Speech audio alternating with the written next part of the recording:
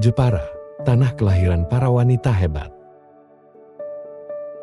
Berbicara tentang Jepara, tak bisa dilepaskan dari sosok Raden Ajeng Kartini, tokoh emansipasi perempuan Indonesia yang lahir dan tumbuh di kota pesisir utara Jawa Tengah ini. Namun, jauh sebelum Kartini dikenal dunia, Jepara telah mencatatkan jejak sejarah sebagai kota perdagangan penting, sekaligus pusat kekuasaan perempuan Jawa. Kabupaten Jepara terletak di kawasan paling utara Provinsi Jawa Tengah, berbatasan langsung dengan Laut Jawa di bagian barat dan utaranya. Selain daratan, wilayah Jepara juga meliputi gugusan Kepulauan Karimun Jawa yang terletak di tengah Laut Jawa.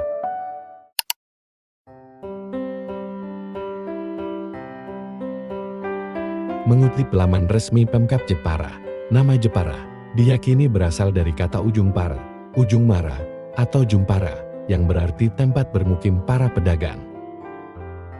Nama ini merefleksikan peran Jepara sebagai titik temu niaga antar daerah sejak masa lampau.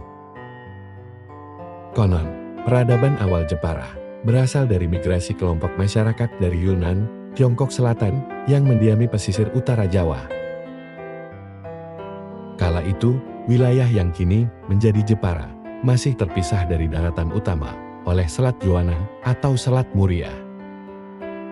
Bukti tertulis tertua tentang wilayah ini tercatat dalam buku Sejarah Baru Dinasti Tang tahun 618 sampai 906 Masehi. Seorang musafir Tiongkok bernama Itsin menyebut bahwa ia mengunjungi negeri bernama Holing atau Kalingga yang diduga kuat berada di wilayah Kelin, Jepara Timur, pada tahun 674 Masehi. Negeri ini dipimpin oleh seorang ratu bernama Sima, yang dikenal sangat tegas dalam menegakkan hukum.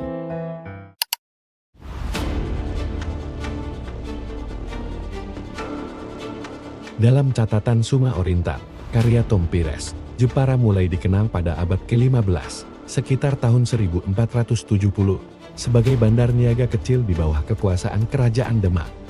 Saat itu, Jepara hanya dihuni sekitar 100 orang dan dipimpin oleh Aryo Timur. Setelah Aryo Timur wafat, kepemimpinan Jepara diteruskan oleh putranya, Pati Unus, yang dikenal sebagai pejuang tangguh, melawan Portugis di Malaka. Pati Unus kemudian digantikan oleh iparnya, Fathahillah, yang memimpin Jepara antara tahun 1521 hingga tahun 1536. Pada tahun 1536, Sultan Trenggono, Raja Demak III, menyerahkan wilayah Jepara kepada putrinya, Ratu Retno Kencono, dan menantunya, Pangeran Hadirin. Namun, situasi berubah drastis setelah wafatnya Sultan Trenggono dalam ekspedisi Panarukan tahun 1546. Perebutan tahta Demak menyebabkan Pangeran Hadirin tewas di tangan Aryo Penangsang pada tahun 1549.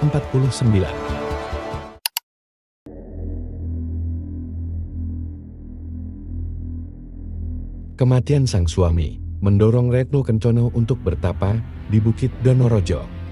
Setelah Aryo Penangsang tewas dibunuh Sutowijoyo, ia keluar dari pertapaan dan dinobatkan sebagai penguasa Jepara dengan gelar Ratu Kalinyamat pada 10 April tahun 1549, yang kini diperingati sebagai Hari Jadi Jepara.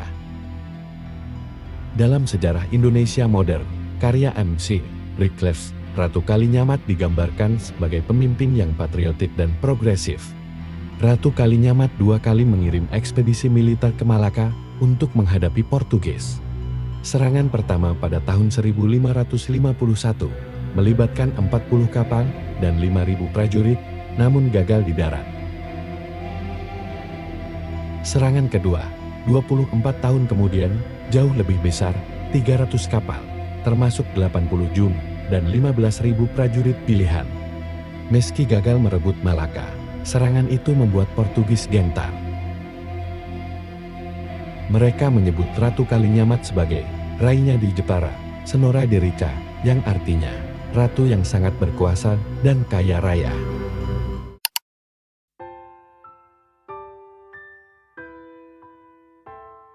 Tiga abad setelah masa Ratu Kalinyamat, Jepara kembali melahirkan perempuan luar biasa, Raden Ajeng Kartini. Ia lahir pada 21 April tahun 1879 dari keluarga priai Jawa. Ayahnya, Raden Mas Adipati Aryo Sosroningrat, adalah pati yang diangkat menjadi Bupati Jepara. Kartini merupakan anak dari istri pertama, Nasirah, putri dari seorang guru agama di Jepara. Karena bukan berasal dari kalangan bangsawan, Nasirah tidak bisa menjadi istri utama seorang bupati.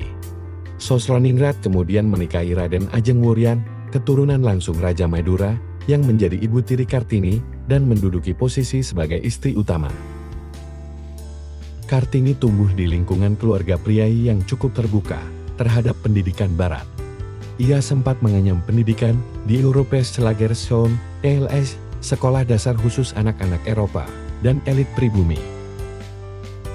Di sekolah ini, Kartini belajar bahasa Belanda, yang kemudian menjadi jendela dunia baginya, membuka akses terhadap berbagai bacaan tentang ilmu pengetahuan, budaya, dan ide-ide kemajuan dari Eropa. Namun setelah menginjak usia 12 tahun, Kartini harus berhenti sekolah, karena memasuki masa pingitan sesuai adat Jawa yang berlaku bagi anak perempuan bangsawan. Masa pingitan inilah yang memperkuat kegelisahan dan semangat Kartini terhadap ketidakadilan gender yang dialami kaum perempuan.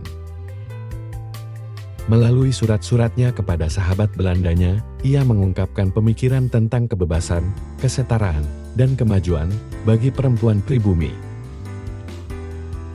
Melalui surat-surat yang ditulis kepada sahabat-sahabatnya di Belanda, seperti Rosa Abendanon, Kartini menuangkan pemikirannya tentang pentingnya pendidikan bagi perempuan, peran perempuan dalam masyarakat, serta kritik terhadap feodalisme dan kolonialisme. Gagasan-gagasan inilah yang kemudian dihimpun dan diterbitkan dalam buku berjudul Doorduisternis-tot-licht, atau Habis Gelap Terbitlah Terang, yang menjadi tonggak penting dalam sejarah emansipasi perempuan di Indonesia. Bersama dua adiknya, Kardina dan Rukmini, Kartini memperjuangkan pendidikan dan kesejahteraan perempuan di masa kolonial Belanda. Semangat Kartini tidak berhenti pada wacana. Ia bersama saudara-saudarinya, Kardina dan Rukmini, mendirikan sekolah untuk anak perempuan di Jepara, sebagai bentuk nyata perjuangan mencerdaskan kaum perempuan pribumi.